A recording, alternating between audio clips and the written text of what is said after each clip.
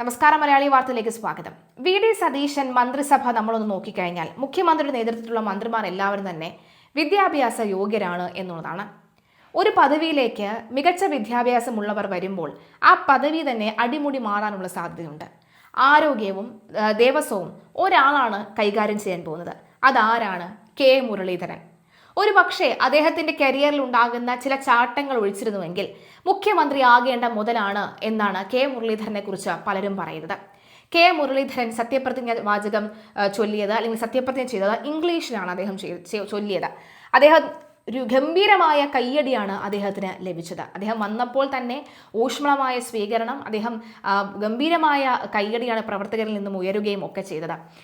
അദ്ദേഹം പറഞ്ഞ ഒരു കാര്യം എന്ന് പറയുന്നത് മുരളീധരൻ്റെ അദ്ദേഹം ആദ്യമേ പറഞ്ഞത് താൻ ഒരു വ്യക്തിയെ പിന്തുണച്ചിട്ടുണ്ട്.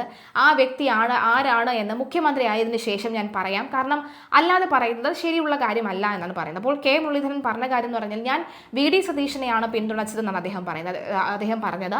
ഒപ്പം ചെന്നിത്തല ആഭ്യന്തരം കൈകാര്യം ചെയ്യണം എന്ന് തന്നെയാണ് ആഗ്രഹമെന്നും പറയുന്നുണ്ട്. എന്തായാലും കെ മുരളീധരൻ്റെ ആ സത്യപ്രതിജ്ഞ ചടങ്ങിൽ അദ്ദേഹത്തിന് വലിയ ആത്മവിശ്വാസമൊക്കെ ഉണ്ട്.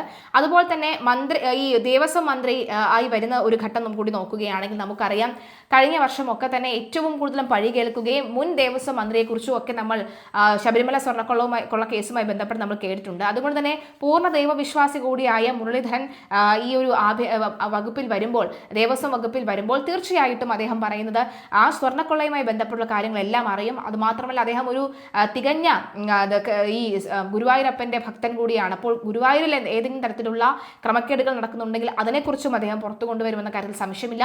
ഇനി ആരോഗ്യ മേഖലയിലേക്ക് നോക്കാം. ആരോഗ്യ മേഖലയിലേക്ക് നോക്കുകയാണെങ്കിൽ കഴിഞ്ഞ് കുത്തുവാള എടുത്ത് കിടക്കുന്ന ആരോഗ്യ മേഖല കൂടുതൽ ശക്തമായി തന്നെ മുന്നോട്ട് കൊണ്ടുവരും എന്നുള്ള ഒരു ഉറപ്പും അദ്ദേഹം തന്നിട്ടുണ്ട്.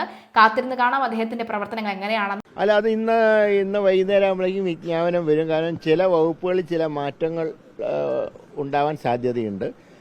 ഇപ്പോൾ ഉന്നത വിദ്യാഭ്യാസ വകുപ്പ്, ഫിഷറീസ്, അങ്ങനെ ചില തർക്കങ്ങളുണ്ട്. അത് ഇന്നത്തോടെ പരിഹരിച്ച് ഇന്ന് വൈകുന്നേരം ആകുമ്പോഴേക്കും നോട്ടിഫിക്കേഷൻ വരും.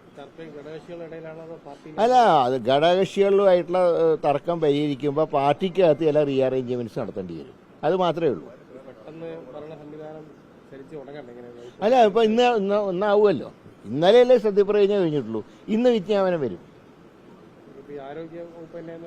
അത് ഏതാണ്ട് ധാരണ എത്തിയിട്ടുണ്ട്.